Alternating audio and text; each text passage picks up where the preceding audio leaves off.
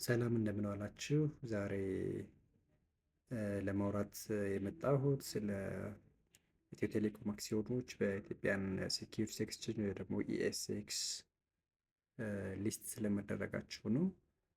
ስለዚህ ከዚህ ጋር በተያያዘ አንዳንድ የምናነሳቸው ነገሮች ይኖራሉ።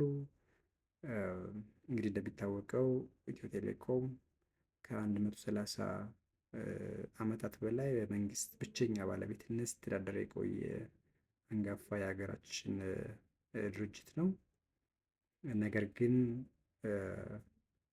ከአንድ ዓመት ተኩል ምናልባትም ከሁለት ዓመት በፊት አካባቢ ኢትዮ ቴሌኮም 10% የሚሆነውን ድርሻውን ይህም ማለት 100 ሚሊየን አክሲዮኖችን በ300 ብር ዋጋ አጠቃላይም 30 ቢሊየን በሚደርስ ብር ለመሸጥ ውሳኔ አስተላልፎ ነበረ።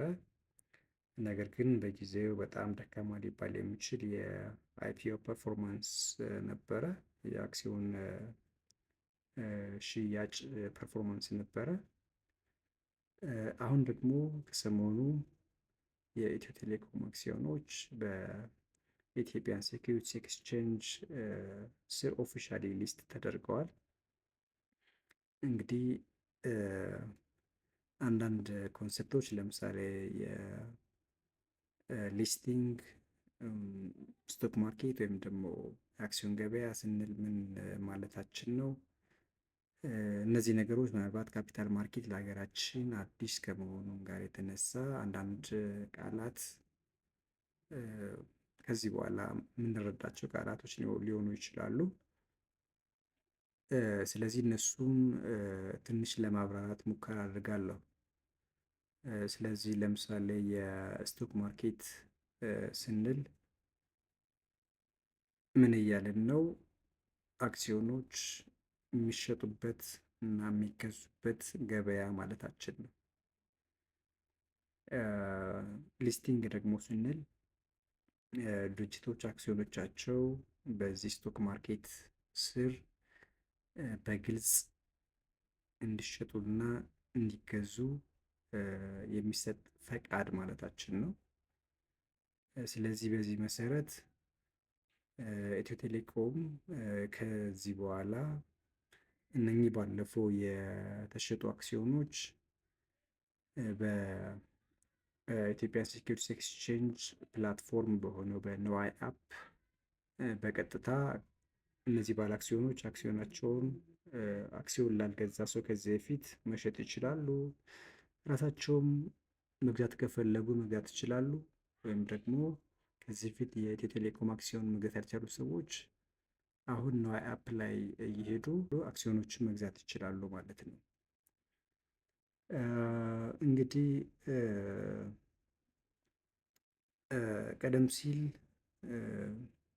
ከዚህ በፊት እንግዲህ እንደሚታወቀው የአንድ ድርጅት አክሲዮን ለመግዛት እጅግ በጣም የተንዛዛ ፕሮሰሶች ይኖሩታል። በጣም ብዙ የወረቀት ስራዎች ይኖሩት ነበረ። ነገር ግን ከዚህ በኋላ በተለይ ደግሞ የሁለተኛ ደረጃ ገበያ ወይ ደግሞ ሰከንዳሪ ማርኬት የሚባለው በጣም በቀላል ሁኔታ ሞባይላችን ላይ አፕሊኬሽኑን ዳውንሎድ በማድረግ ለምሳሌ የዚህ የንዋይ አፕን ዳውንሎድ በማድረግ እና ሬጅስተር በማድረግ እንዲሁም የብሮከሬጅ አካውንት እና የሲኤስዲ አካውንት በመክፈት ብቻ አክሲዮኖችን መግዛትና መሸጥ እንችላለን ማለት ነው።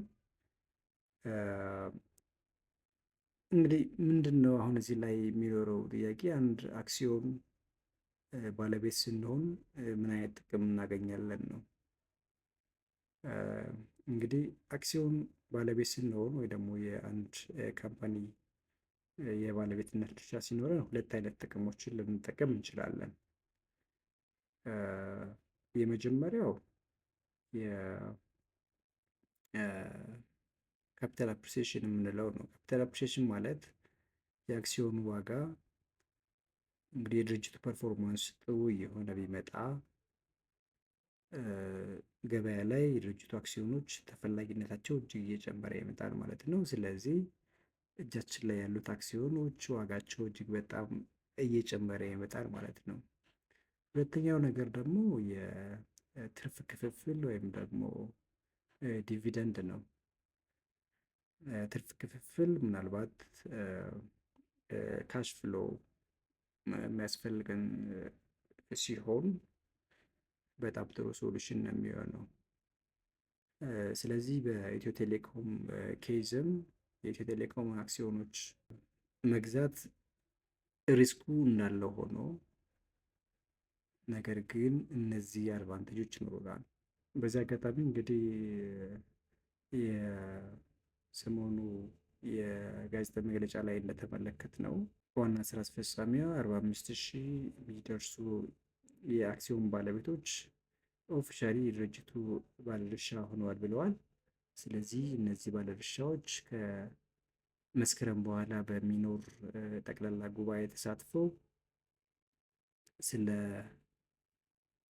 ትርፍ ክፍፍልና ሌሎች ጉዳዮች ላይ ውሳኔዎች የሚኖሩ ይሆናል ማለት ነው። ስለዚህ ኢትዮ ቴሌኮም አራተኛው ድርጅት በመሆን በኢትዮጵያን ስቶክ ኤክስቼንጅ ወይም ደግሞ ኢትዮጵያን ሴኪሪቲስ ኤክስቼንጅ ሊስት ተደርጓል ማለት ነው። ከዚህ በፊት አዋሽ ባንክ፣ ወጋገን ባንክ እና ገዳ ባንክ ሊስት መደረጋቸውን እናስታውሳለን። ስለዚህ መልካም እድል ነው የምንለው። ለቻናላችን አዲስ ከሆናችሁ ቻናላችንን ሰብስክራይብ እንድታደርጉ እንጠይቃለን። ከዚህ በኋላም አዳዲስ የቢዝነስ እና የኢኮኖሚ ጉዳዮች ላይ ፕሮግራሞችን እንሰራለን። እናመሰግናለን።